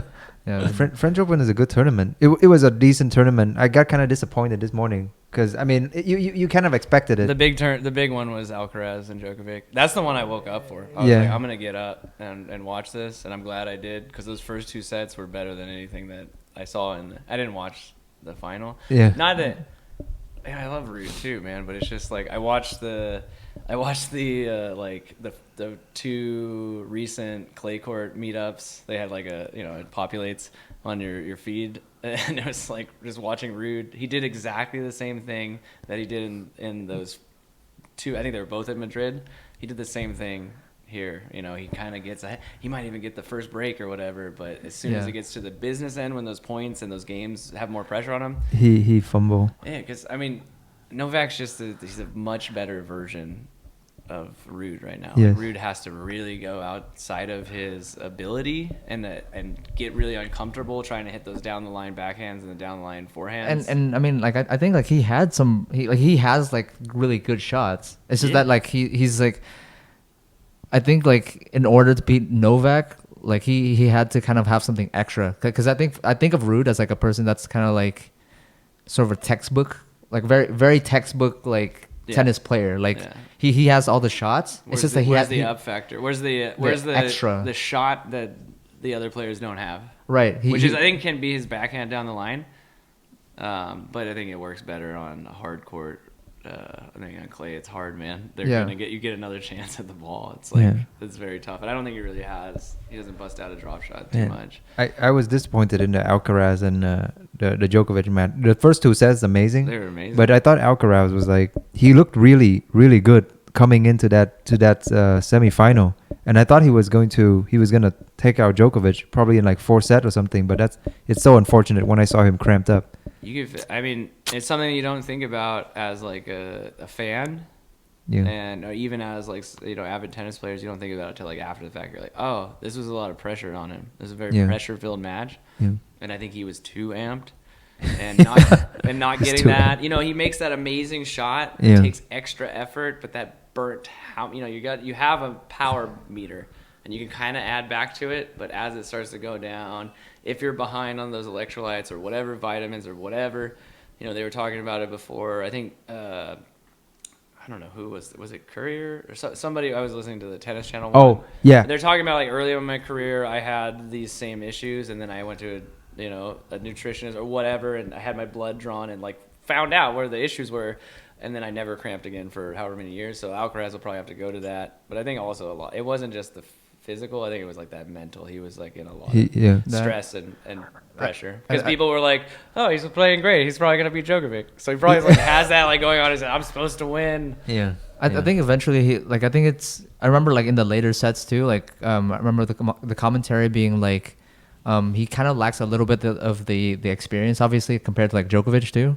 And like they were saying about how like, oh, he should really like take the time between like serves to kind of like make sure. Yeah, he was like, rushing. He was rushing. Like I think he starts serving at like the 12 seconds. They're like, he's got like 10 seconds left. Why is he serving? Like breathe, take like, your time, throw a toss up, and then miss it. Yeah, like you know what I mean? Like throw a toss. Oh, I missed it. Oh. Yeah, like Djokovic, like he takes it all the way down to like 5 seconds or something like that. But that's where you don't feel. Like, you can't be inside the body and have the perspective. Everything is just super intense. He doesn't exactly. know. He's just like, he's kind of just going on. You can tell because there was a shot where, like he was hitting everything full power. Because there was a shot where Djokovic came up, like he hit a lot of good drop shot. Hit a good drop shot. Djokovic came up, kind of like dinked the ball into the open court, a floating ball, and he just powered a forehand. Like he missed by a mile. Missed by a mile. Yeah, they literally in the commentators were like, he only has one speed, right? Yeah, now. he don't. Like, yeah, exactly. If he had just hit a loopy forehand, it would have been a winner. Yeah, exactly. Like, Does you think that come with experience? Eventually, when he gets to that point, he's gonna be like. This is where he's one little chink in the armor of him being the right-handed Nadal, because Nadal, when he came up, same age, he took clay and he just took it, and you can see now. Alcaraz is showing that he's only 20 years old. Oh, yeah. Yes. Rafa on clay never showed that he was younger than these guys. He just instantly, like as soon as he touched the Roland Garros clay, he's just like, I'm going to win forever. and so Alcaraz, you can see, like, he's only 20 years old. this is that first like reminder that we've had in a little while because he's been so disgusting Really good. for so long. Yeah. And he ran up against the GOAT, and the GOAT was like, I'm going to ask the questions. Yeah. I'm going to ask the questions, especially in a 3 out of 5. This isn't Madrid, 2 out of 3. This is 3 out of 5. This is GOAT. It's crazy. area, Yeah. Where Yeah. they've developed decades-long endurance for the 3 out of 5er, and specifically on the hardest Yes. surface, which Like is clay. patience. if you- Rafa everything. or Alcaraz will need to develop that. Yeah. If you, But, yeah. I do want to give a lot of credit for Djokovic because if you really think about it, and going back to the point that you just made, is the guy, he didn't become like a 5-set GOAT the last 3 years or something, because you've seen like he was down 2-set against Musetti, he was down 2-set against Tsitsipas, and he came back and he win like in 3-set. Like thinking back of his 5-set experience, the guy played these 5-setter like grueling 5-setter against Nadal in 2012, and he's beating Nadal in those one where he wins like 5 or 6 hour match. So like Djokovic possess all of these experience 5-setter against these guys. So now that I think about it, I kind of been questioning this newer generation, Tsitsipas, Medvedev, where he lost that Australian Open against Nadal, I think 2 years ago. And I was like, yeah, man, are they really that mentally strong? But then you have to give credit where credit is due, is that these guys are like mental monster. Yeah. That's the They're goat. the- Those are the Mental goats. giants. Yeah. The goats are just They whatever. You want to go 5, dude? I don't care. Yeah, they don't- We're they gonna don't- go. We're gonna go, and I'm gonna test. It's your scary. Body, your body and your brain. Can your body and brain hang up? Because it's so long. Yes. 3 out of 5 sets so long. do. And I mean, I didn't watch like tennis like early on, but like from my understanding, like back then, a lot of the tournaments were also like There was best no- best of 5, right? I mean, There was no end. There was no tie breaks. There's at no the tie end, breaks, so they yeah. would go even longer.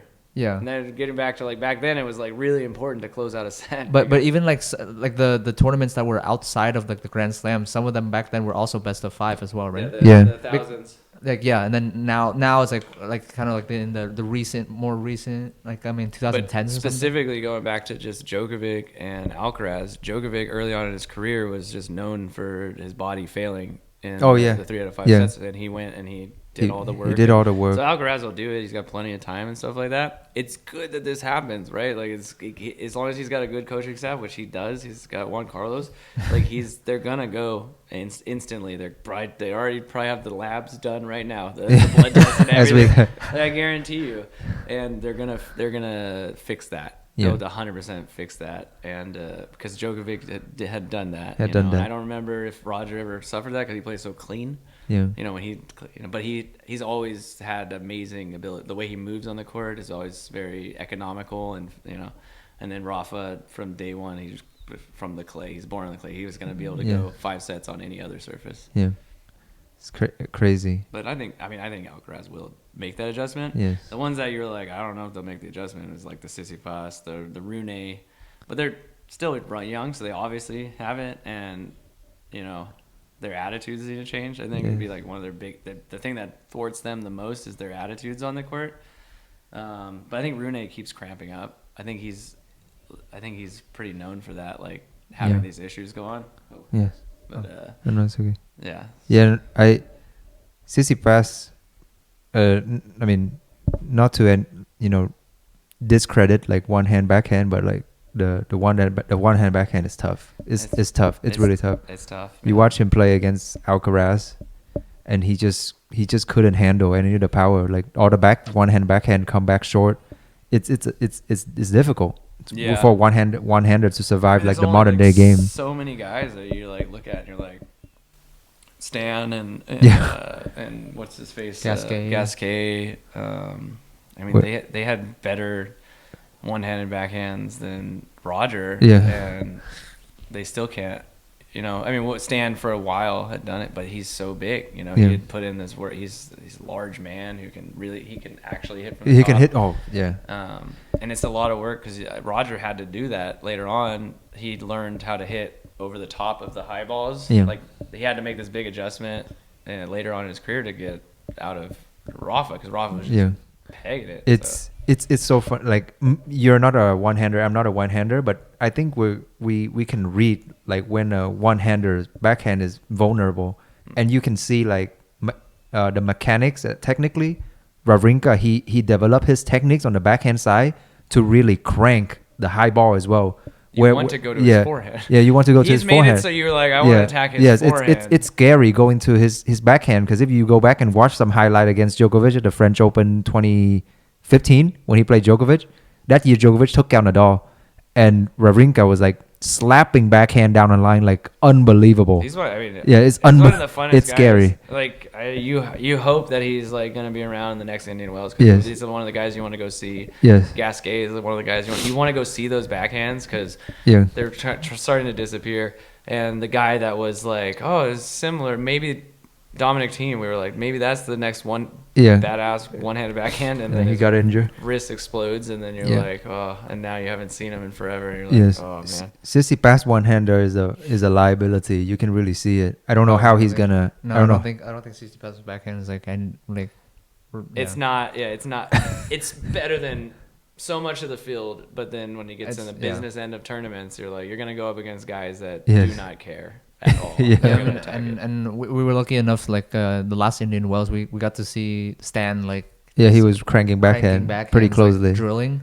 Yes. And we were like barely anybody was there watching it. Yeah. We were just like right in the front row. Really, dude? I would have been sitting there, dude, just to barely- watch that thing. Yeah, we barely watched it. anybody was there, and he was just like drilling backhands. And I was just like, holy crap! Like those It- things Still- are crazy. But hey, maybe it's the most vulnerable of the shots. Still the coolest shot, though. I wish I had a one-handed backhand.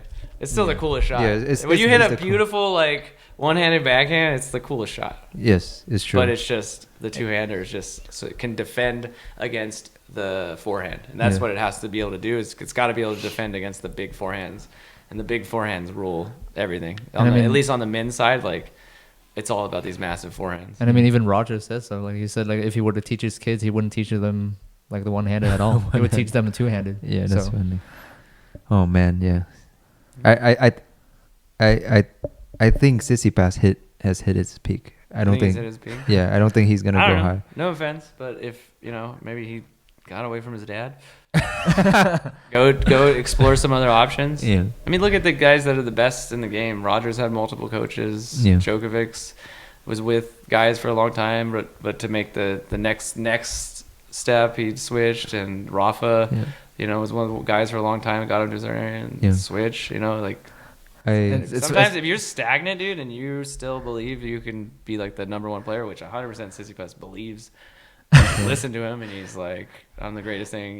He gets whooped by Alcaraz, and he's like, he didn't play that great. that's a lot of excuses. Stuff like that's coming from that's from your camp. You don't have a good camp that's talking to you. Say like, "No, dude, you own it. Even if you did take the sleeping pills, you took them." It's funny you brought up the whole like his dad thing, because like I think I saw on Instagram today like about like the post. I don't know if you saw that too, but like Apostolos, he made like a long ass post about his dad. Like he was just like, oh, like I'm very fortunate to be your coach, whatever. And like I was reading that, I was like, oh, what is he like resigning? Is he resigning from about being his coach? And it's just like, oh, it's just like an appreciation, like grateful message. Appreciation post. And I was oh, okay, yeah. May our story serve as a beacon of inspiration. That was how it ended. I mean, I think as the pops, I mean, like Andy Murray's mom backed off at a certain time. She taught him for like the Murrays for a long time, and she knew that at a certain point in time, he's not wrong. Like, I mean, it's amazing what you've done. I'm super jealous of being able to be with your father and work into the pros and stuff like that. But if you're stuck, you're stagnant, then you both should understand. Like, man, maybe we gotta try something different. Bring somebody else into the camp. Give it a go. How different do you think that is compared to like someone like Casper Ruud, right? Because like Casper is taught by his dad, but his dad was also like a former like ATP pro. Like he was like top 50 or something. But then Ruud has like coaches from Rafael Nadal Academy. Oh, that's true. That's true. They're doing that. Yeah, that's and true. Their dad, that's true. he's got you can tell there's a very different relationship when they look at each other and they're having a banter versus Sisyphus and his dad and their banter, and you're like, it seems like there's like some underlying current that's hurting. Yeah, Ruud is a special situation because his dad does step back. His dad doesn't really like try to over influence his son, because when you see like backstage video of interaction between the two of them, his dad is pretty reserved. The guy would step back and let the coach do a lot of the talking to Ruud. Didn't you get the chance to like talk to to Christian Rude? Yeah, I didn't talk to him. I just say hi. But you said okay. Is that the dad? Yeah, the Yeah. dad. I sat next to the dad because Root was playing. Root was playing. What the heck is his name now? The super tall American guy, Chris Eubanks. Oh yeah. Yeah, he Oh. was playing Eubanks, and then I sat next to him and his mom. I just say hello and everything. Not a lot of people recognize him, but he used to be like top 40 in the world. The guy's pretty good. One last thing I want to ask you about is the powered level of like the pro. You see, we hit out there, and I was like, wow, sometimes we hit the ball pretty hard. But then the other day, because we just started talking about Tsitsipas playing against Alcaraz, and there was a moment in that match where Tsitsipas turned back to his dad. He's like, I can't control the ball. The guy hit too hard. And then Tuk sent us a screenshot of Alcaraz clocked the 115, forehand yeah. at 115 miles an hour. Yeah. Back then, I saw one where Monfils hit in 2007. And he clocked one at like 104. And that was pretty crazy. Yeah. How do you like? I can't even serve a ball above like 95. That's- And the kid clocked the forehand 115 miles an hour. And like that. How is that like? That cannot just be pure It's strength, right? It's like it's amazing timing. He's seeing the ball and he's going and attacking it like exactly at the spot that he needs to. Squaring off. Strong legs, he's loading and whatever, and yeah, I mean the ball's already. You have to remember the power that's coming. oh yeah, He's yeah, got yeah. that. Yeah, he got that on the so ball, as well. Like I doubt that ball was just sitting there. Like I doubt it was a dead ball that was sitting. Cause Right. That would be. Then you're like, what? Are you kidding me? You can hit 115 from A dead ball. no pace. Yeah. But Yeah. still, it wasn't a serve. It wasn't off a serve where he had a bunch of pace. Yeah, Yeah. I think that was like the record, right, for James Blake. James Blake did one that was like 124, but that was off of a serve. That was off of a serve. But so I mean that's But- pretty but then- crazy. The MPH is amazing, but by far it's the RPMs is the biggest difference. Yeah. The amount of weight they can add to a ball, like you just listened about like the stories of Rafa's ball and stuff like that. Right. It's that pace and then that spin together where you're just like he's saying I can't control the ball. It's because that ball is like jumping into his strike zone before he wants it to be there. That's why he can't control it. So he's like, I want to meet the ball out in front or wherever his strike zone is, and it's getting here every time, and he's like probably ends up muscling. And it's, yeah, I don't know. It's just a full commitment to every stroke. Crazy. Yeah. Yeah, it's like Rafa's like 30, 36. Do you remember? Do you remember when he was 37. injured in like one of these last tournaments and he stopped hitting with RPMs and all of a sudden just started blasting flat Yeah. balls, and all of a sudden they were like the discrepancy from like whatever before he got injured until when he was hitting, where he just had to sit and Yeah. every ball that he got a chance, he just hit as hard as he could. You're talking about Rafa, right? Rafa, Yeah. They were like, oh my god, because he stopped hitting with spin and he just started hitting the crap out of the ball. And he's like, he can also hit that big because once you turn it flat, you're gonna get way more MPH. But Right. I'm telling you, it's the heaviness of the ball is I think the thing that we don't really get to appreciate because you're never behind it. You're never trying to hit it. You see a ball and you're like, oh, I think I'm gonna be fine. And as soon as it hits, it shoots into your racket. Your racket never even got out of the holster. Yeah. And I you're like, remember Roger got an interview in like 2008. He said when he played Nadal, when the ball hit the ground, it actually goes faster. It's like shoot off. Yeah. With That's the- why I mean even like during practice, like I get so frustrated with my backhand side whenever you guys like hit like a like a loopy like high spin ball. That thing is heavy as hell. Like I know Yeah, and one handed. as one-handed, as soon as it's above your shoulder, you're Like it's so tough. well, I mean, it's even hard for a two-hander. If you get stuck here, you didn't get it in, and you didn't back up. That's why you either, on like big kick serves or whatever, you got to come forward, take it early, or you need to back up. Yeah. Because anything up here on your backhand side is always just rough, and that's what Rafa just does to everybody. That's why you got to feel for Federer. He's like, I got to figure out how to hit over the top of this. Like I have to. Like I need to figure out some way, and so he had to make a commitment to make that adjustment because he's just every time he's facing Rafa, he's just up here. It's got to be so exhausting. He actually that's one of the primary reason he switched to a bigger head size racket, because he used to use like a 90 square inch racket, the Pro Staff of 90, and he used to kill. His forehand was unbelievable in 2006 2007. I posted a video recently of him like playing Davydenko in 2007. He made the game look so easy with his forehand. A lot of it comes from like the weight of the racket that he have and like the timing on his forehand. But then when Nadal came on tour, he just punished that backhand side. The racket was super small in head size, so he shanks like crazy. Yeah. So 2014 he switched, and it takes a lot away from his forehand. his forehand wasn't as good as it used to be, and he Yeah. shanks a lot more. But then his backhand, he was able to come over the top of it. That's so But then he learned how to hit over the top of it, like you mentioned. The technique and the He just tool knew. change. I think he just knew that he was not going to win. Yeah. And at any of these things, he was going to have an issue. And like Wimbledon had gotten slower and stuff, so he's like, I if I have don't do to. this, then I'm Yeah. going to retire early Yeah.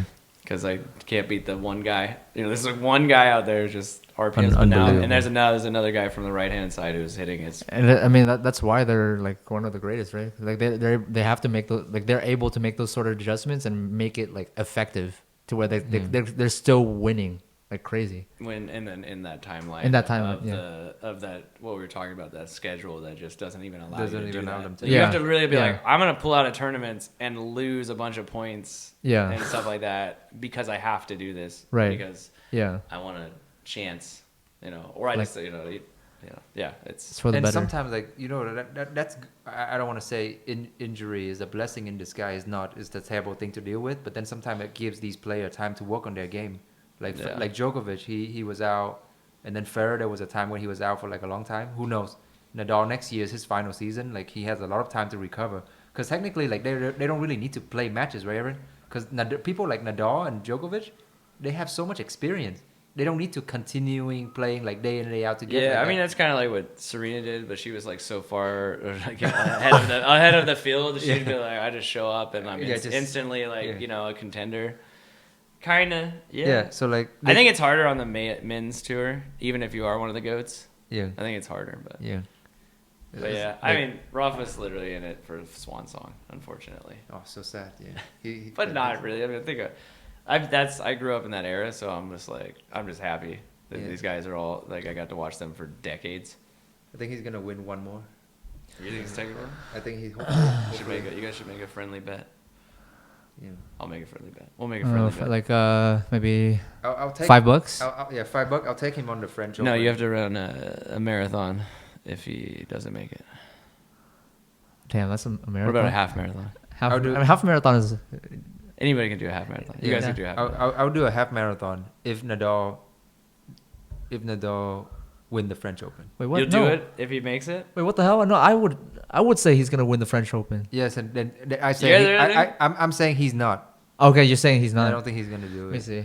Yeah. I don't think Uh, so, dude. yeah. I think Novak's on like another level right now, and it's like you said, the blessing of him getting screwed over and missing those matches is his body didn't take all that damage. And my guess is that they didn't Yeah. run him into the ground because he was already like at the top, and so I think that adds years. It might add years to his career. the one thing that has that gives me doubt in my mind about him winning next year is like I mean, yeah, he has like a lot of time to recover and stuff to kind of get back to it, and he does have decades of experience, whatever. But like, his body is kind of going downhill because he's aging. But But then the thing is, But then like the other guys, like the top guys right now, like they're constantly progressing themselves. The as well. only guy I'm looking at is Novak. Is- Yeah.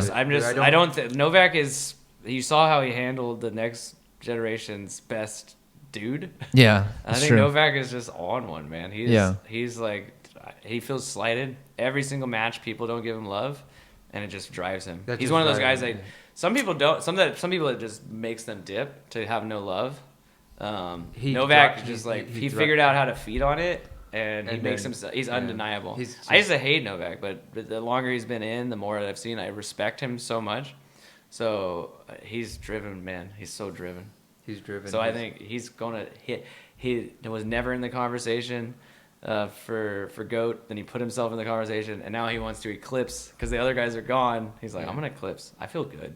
I'm healthy. Dude, I'm ready to that's go. crazy. He's in the conversation now for like. I feel like if he get another shot of like the career, the calendar year slam. I think he just said he's gonna do it. It can be this year. I think he This just thing- said he was gonna do it. I think like his coaches were like, Oh, no, he's gonna do it. He's gonna do it. Oh I don't my. doubt I mean, it sucks that There's no threat at Wimbledon if you think about it. There's really like if Alcaraz, but then I don't Yeah. know. Like I besides that guy, I don't see any threat whatsoever. It kind of sucks that the Olympics is not this year, so he can't really go for like a golden slam. But like, Steffi Graf. Yeah, slam. but like, Steffi. he can totally take the calendar slam. I can see it. It's Yeah. tough. It's It's tough, hard. but it's Djokovic. Yeah. You know. Yeah, you're right.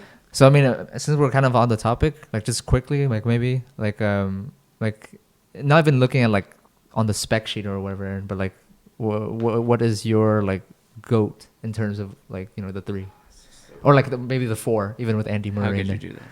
How could you ever ask somebody that question? I don't know, man. They're each. What I love is that there's three goats and a little baby goat. I'd call Murray like a baby goat. Yeah. And I'd say even Stan Wawrinka, like he got in there for like a little while, like because the fact that you had to deal with those guys, Yeah. and you were able to pull anything out, I give you like a lot of respect. But I think there's obviously the three, and it's so perfect that they're all so different. You know, Federer by far the most beautiful tennis player as far as like the way he plays, like the cleanest. He's you know, you're watching ballet when he's out there. Rafa's the epitome of just the grind, the lefty, like, dude, everything's hard. You know, the bowl is like perfect for him. He just, and then Novak, just the mental grit, like to just stay in there and just kind of be good at every single thing. So it's so hard, dude, to just be like one.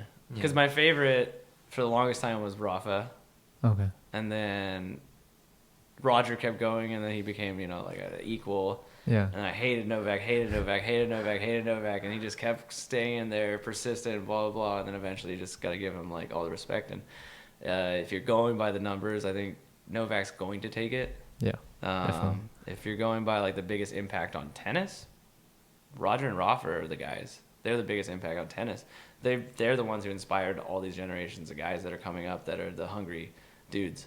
So and then really you got to give that to Roger because he was in there the longest, and I think he made it. And tennis has gone through these flows or whatever, but he made it like mainstream. He made it every single person from every single country in the world knows who Roger Federer is, and eventually not all like kind of, but I think Roger more than Rafa. Yeah. And then, you know, you're not as many people are going to know Novak, even though a lot of people around the world know Novak, but Roger Federer is up there with MJ, you know? Yeah. Like, you just know him. He is tennis. Yeah. Because the way he carried himself, every little bit and piece of his thing, you know, like how he dressed, you know, how he moved, he said the right things and blah, blah, blah. So I think Roger's the one, you know, everybody felt it, but, you know, you feel it when Rafa goes, and even if you didn't like Novak, when he finally tucks it up, I bet you people would be like, you know, they'll give him his due. That's a good answer. They're all GOAT in their own way. That's pretty good answer. I say it like this. I'm super lucky because I followed it since that's when I started keying into tennis, is to see this and watch it grow and become what it is. And we're all we're super lucky to watch probably the greatest, so far the greatest generation of tennis. Generations, because they're over multiple decades, which is insanity. Insane. It doesn't even happen in sport. Like just in general in sport, you don't get decades of people, you know. You get like one Tom Brady for, you know, whatever. So that's what I'm wondering, like what the scene is going to be like after like all three of them are gone. And like obviously like that makes sense that they're marketing the hell out of like Alcaraz to be like the next Rafa, but like it's just like he needs somebody, which it might be the Italian Sinner. Yeah, Sinner might be able to do it. He might be the guy, because you need people to push. Right. Push it. And that's what Roger and Rafa did for so long. They just kept pushing each other. Yeah. You know, and they couldn't settle. They could never take a day break. Or I think like Serena kind of was able to keep taking breaks. Yeah. Oh, yeah. You know the one thing about Sinner, I'll make this one statement. I told him last time we talked about this, is that you see Alcaraz went through the transformation physically. I saw Alcaraz in 2020. I saw Alcaraz now, like totally different body. Yeah. Sinner kind of have I think he gains a little bit, but he still has the same body from 2019. He's a lot taller though. It's harder to put that meat on that frame, but he needs to. I think it's just harder. Del Potro when he jumped on tour, he was like 2007 and 2006. He got beat the crap out of him because he was so skinny. But then 2019, I don't know if you saw Del Potro play in 2019. The guy put on meat. He's still skinny, but he got bigger at the at his lower body, and he was just cranking forehand. Del Potro was a monster. It would be scary to go up against Del Potro top form. Oh yeah, he was the biggest. Off of both sides. Off of both sides he was scary. But then I'm just he could do it. what happens is like you have to make he's got to make a sacrifice. He's gonna suffer in some tournaments. well, what you said, yeah. He's gonna suffer in some tournaments. He either has to pull out or he's gonna be lifting and trying to get bigger in the off Yeah. season, and then you have to adapt your tennis to nervous, that. Your nervous system has to adapt to like moving with extra weight and stuff like that. So, but he could do it. He's got Yeah. good teams behind him and stuff like that. That's what I'm afraid is that like they're scared is gonna screw up his tennis and bring his level down because he already top 10. I think top 10 or like top 15 or something But because they might screw him over. He's if he, young like, enough. He wants Yeah. to go for number one. So as long as he's got people with him, we say we need. All right, let's take the risk to try and be the greatest. I think like he has sort of like the same body structure as like Tsitsipas, like when he was kind of like younger too, right? Yeah. So, but then Tsitsipas, I'm telling you. kind of tell like Yeah, Tsitsipas Tsitsipas also kinda changed. Tsitsipas also changed a little bit, but Sinner hasn't. I'm telling you. Yeah, like, so I don't see a lot of needs to difference. Make that a sort of adjustment, I think. I feel like I did see Sinner get bigger in his lower body, Right. Yeah. which is honestly is the more important part is to get in your lower body. His lower body. Yeah. His legs are carrying you. They're actually doing everything. These things are just swinging around, Right. and he doesn't have a one-handed backhand when you actually need like that Yeah. chest muscle to like drive it through. Right. So. Yeah. Oh. And he's long, so he gets to more stuff. Yeah. The spin doesn't affect him as much because he's taller. And He has that. we need, as far as like tennis fans, we need Sinner to like match and push Alcaraz. You know, you need it because you like. Well, otherwise it's gonna get real boring. Yeah. When It's it's one like guy. when it's just Alcaraz just poning everybody, you're gonna be like, well, I don't need to Yeah. watch that final. Yeah. Sinner, Rune, Musetti, and then. Do you think Musetti is in the picture? Like, Dude, is Musetti also has a liability. His backhand is also not very great. It's not. His backhand. I feel like I don't Yeah. follow him like very much. Yeah, and he also has a. How Mental. old is he? He's 21? 2002, so he's 21. Yeah, he's he has two liability. I think it's the backhand and the mental thing. So Yeah. yeah, yeah, it's just part Yeah, two. we'll do a part two. We'll do a part two with Xavier when he wins Balboa. There you go. I'll be Xavier's promoter. I'll get him in here. But yeah, I think like the next time we can probably talk about like the whole like strength training type of thing with Aaron because I think like you're sort of like physical Say I'm fitness. jacked, bro. Yeah, you're pretty jacked. Yeah, Yeah. you gotta talk about strength. Like physical training, strength training. No, this is and good. all I that. mean, like it's true in these areas. Yeah, we could probably sit here and talk all night, and then you bust out a little bit of like scotch or whatever, and then we could talk 5-hour podcast and stuff. Like that. Yeah. But, Yeah. So well, thank you for catching up with us on another episode of the Tennis Fan Podcast. Thank you to Aaron for Yeah. being on this episode Yeah. and talking to us. It's a bit longer of a conversation than usual, but I think there's a lot of information. Yeah, there's a lot very of good interesting stuff. information. This will be a start of a really good, interesting series with Aaron going forward. Yeah. And Yeah. Do you have anything to add, Aaron? no, thanks for thinking of me and having me in here, guys. yeah, It's fun. 100%. Yeah. No, it's good. Right. All right. Thank you, Well, guys. I hope you guys have a wonderful week up ahead, and we're the tennis fans on also pretty much all social media Yeah. platforms. Except for Twitter. Right? No, it's on Twitter. as Oh, it's well. on Twitter? Oh, sorry. Disregard. Okay. Well, thank you for listening or watching.